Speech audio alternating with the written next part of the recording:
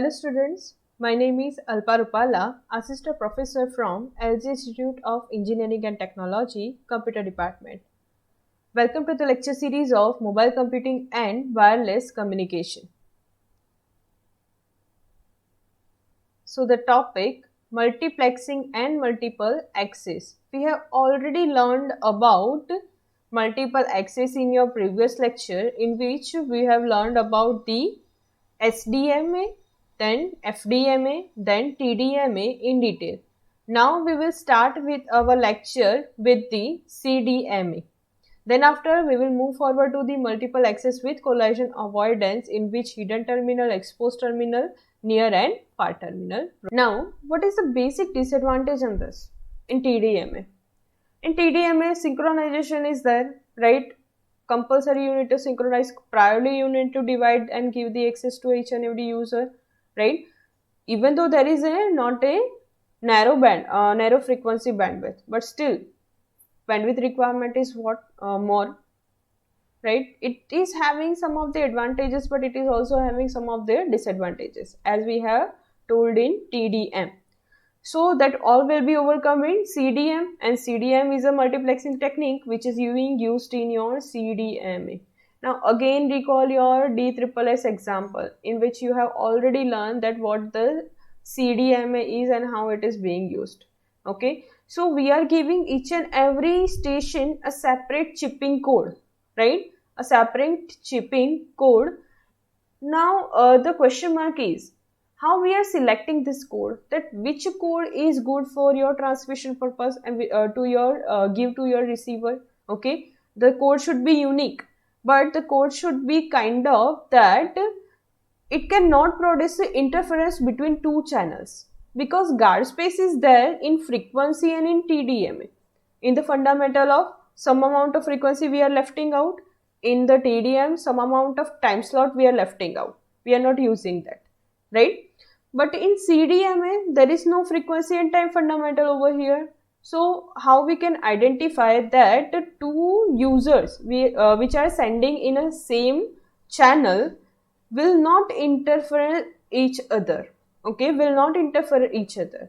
So for that purpose, your code should be one specific code which is for that purpose your code should be some of specific, right, by which code the interference should be lesser, and that kind of code is known as the orthogonal code. Now the orthogonal fundamental is same as your maths vector space orthogonal fundamental. Likewise, suppose there is two station with me, one is 250 chipping code and second one is 0017 chipping code. Now what I need to check this, these two code are orthogonal or not.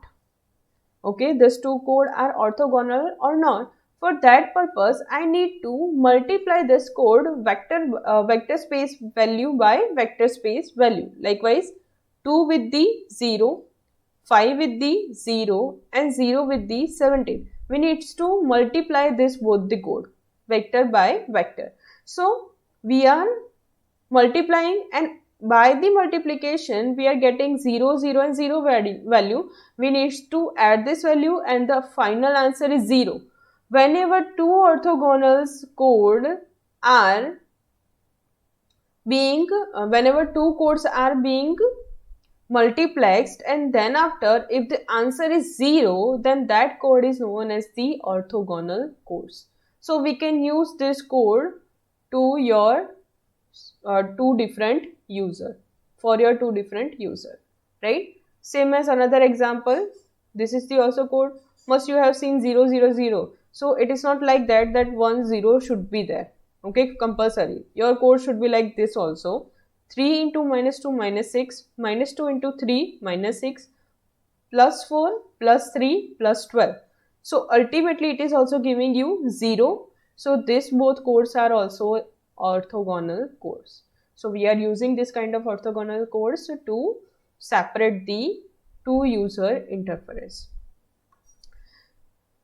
So sometime it is also that the code is having some amount of error in that, like perfectly not we are having 0, but we are having approximately to 0 value. That kind of code is also being used, but that is on totally depend on application, that this strictly orthogonal codes are required or not. Okay, if strictly orthogonal codes are required, then it must be orthogonal codes or two code chipping codes should be give us 0. Okay, so this is all about this CDMA features of it. It is requiring the soft handoff. CDMA uses no channel cells, share the same frequency. All the fundamental you have already learned. Soft capacity limit, multi-threading is reduced, DSSS is there, Unicode is assigned. Okay, it should be orthogonal code. All these are the features, and the best of and the main feature is what we are using our hold the frequency very efficiently. Second best feature, it is most secure code. Okay, so we are using this CDMA technique now onwards in newer technologies. So how the coding mechanism is being used in a CDMA? We have learned this in your example, but just looking for it for one more time. If bit 0 is being sent, then we will consider in a vector value -1. If bit is 1, then we will consider as +1. And if the station is not sending anything, then it will be considered at 0. Look, suppose as an example, I am having station A is there, the station B is there, and the station C is there. A wants to transmit bit 0, B wants to remain silent, and C wants to transmit bit 1.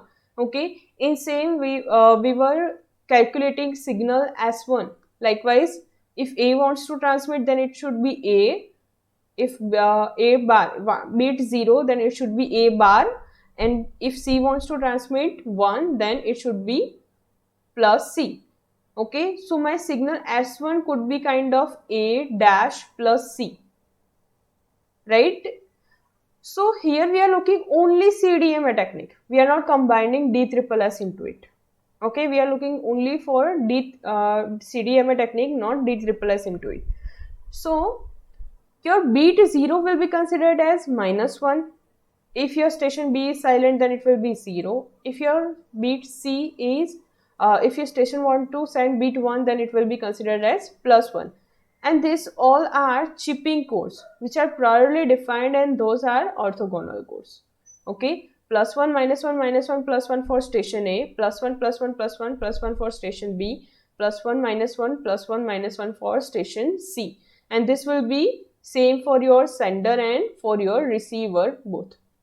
Right, now what we need to do, then we need to multiply this chipping code with your bit vector value. So we will multiply +1 with -1, -1, -1, -1, +1, -1, -1, +1, and +1 with -1, -1. Same as this is what your A dash. If you recall, this is what your A dash, right? We are just altering the value, plus with the minus, minus with the plus. Okay. If we multiply 0 with the chipping code +1, +1, +1, then it will give us 0. Okay, anything multiplied by 0 is 0. Now next is what? If we multiply +1 with this chipping code, then +1, +1, +1, +1, -1, -1, +1, +1, +1, +1, -1, -1. Look, same fundamental. If I am sending bit 1, then my same chipping code will be used. And over here, same chipping code is being used, +1, -1, +1, -1. And after that, we were adding this code. 0 addition is not considered. So we will add this code, +1, -1, 0, +1, -1, 0, +1, +1, +2, and -1, -1, -2. This is what your combined signal. We have already learned this fundamental, just we are brushing out it. Same as your receiver side. Receiver doesn't know that which bit will be sent for them. Okay, so at receiver side we are receiving only the single signal, and here it is what your chipping codes, the same codes which were being used at the transmission side. Now we are multiplying this code, okay, as we have done in your example, S1 with A, S1 with B, and S1 with C. So we are multiplying all the fundamentals, 0 with +1, 0 with -1, +2 with -1, -2 with +1. Okay, so we are getting 0 plus 1 0, 0 minus 1 0, plus 2 minus 2 minus 2, minus 2 plus 1 minus 2. Now adding of this all the vector value, we will have the minus 4, and the chipping bit sequence number of code is 4. So we will divide it by 4. Okay, so ultimately minus 4 divided by 4 will give us minus 1, which was the bit 0. So the station A for the sender 1 was also sending bit 0, and at the receiver side we are also receiving the bit 0. Okay, same as for station B and same as for station C. Same fundamental. Next, if we talk about multiple access, then the main multiple access for the wireless communication is multiple access with collision avoidance and detection, in which we are having a special kind of protocol which is known as carrier sense multiple access with collision avoidance mechanism, and another one is carrier sense multiple access with collision detection mechanism. So this particular fundamental is combined with your wired and wireless both. But here, if many of the users are sending signal to a single destination, then collision can be occurred, right? But in wired medium, the collision can be detected easily. But in wireless medium, the collision is not detected easily. For that purpose, we need to have these two protocols. We are just looking for the collision avoidance mechanism protocol, CSMA CA. So for that, we will understand the basic hidden terminal and exposed terminal, near terminal and far terminal problem. So first of all, we are looking for the hidden terminal and exposed terminal problem. In this problem, here we are having three stations, station A, station B and station C. Now A can reaches to B. Okay, in a range of A there is B. C can reaches to B but not A. Same way A can reaches to B but not C. Now the communication for hidden terminal, likewise A wants to send data to B and at the same time C also wants to send data to B. A wants to send data to B and C also wants to send data to B, and both are sending. Why? Because they are sensing that B is free due to C is hidden to A and A is hidden to C. In the range of A there is only B, it is not C. In the range of C there is only B, not A. But in the range of B, there is A and C both, right? But if A wants to send to data to B and C wants to send to data to B at the same time, they send it.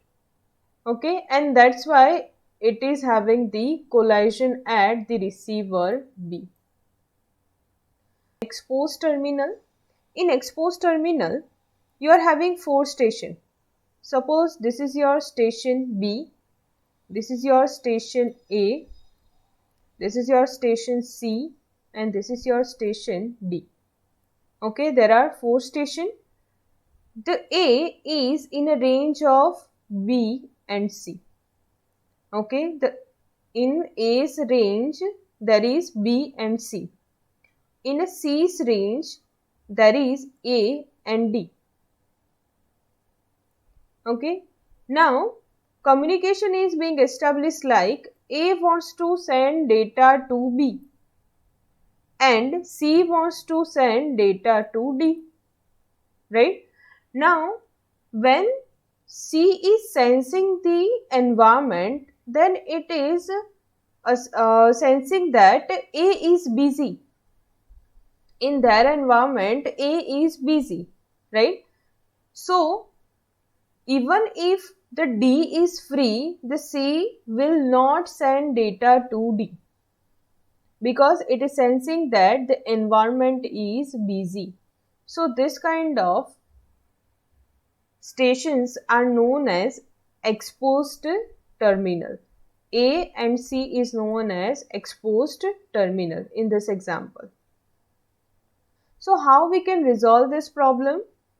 So for the resolution purpose, we will use the CSMA-CA algorithm, in which we are having two type of frames available, request to send and clear to send.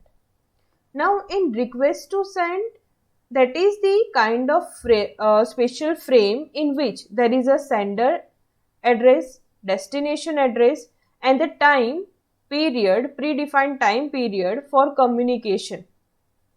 Okay, these three requests are being sent as a request to send command. Clear to send command will give all the stations in their environment the clear to send frame with the sender and destination address and the time period for which it will be busy. So in your hidden terminal problem, this is what your environment is. Now look over here. A wants to send data to B. So A is sending RTS frame with the A is sender and B as a receiver and the time period T. Okay. So B, as soon as B receive the RTS request from the A, it will send CTS, that is clear to send frame with the same sender and same receiver and the same period of time. Okay, it will send in environment all the station the CTS. As soon as C receive the CTS, it will know now that B is busy with the receival of A. So ultimately C will wait until the time period collapse. So this is how we can avoid the hidden terminal problem. Same way, the exposed terminal problem, same mechanism over. There is B, there is A, there is C and there is D. Okay, so basically A wants to communicate to B. So A will send RTS request. A will send RTS request. Okay, so now by receiving the RTS request, B will send the CTS back to the A and back to the C. Okay, because in B's range also C is there. Okay, the CTS will be sent to A and it will be sent to C. So now C will come to know that only A is busy to sending the data to B. Right?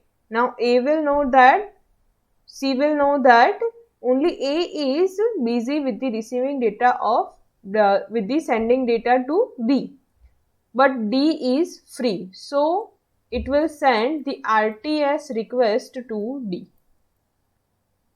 Okay, it will send the RTS request to D.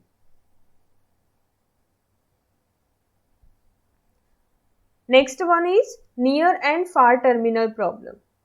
Now here you are having three terminal A, B and C. C is a receiving device, A and B is a transmitting device. A is also sending data to C and B is also sending data to C. So now what is the problem? At C station only it can hear B's data because the A is very far from C. So it will consider the signal as an interference. At the C, B will expose the station A and the signal of A will be considered as a noise or interference. So to reduce this, we can use the CDM technique. Separate code for separate user. So it will reduce the interference problem.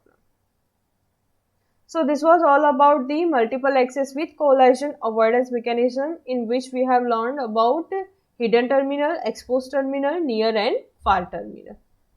Thank you. We will meet in our next lecture.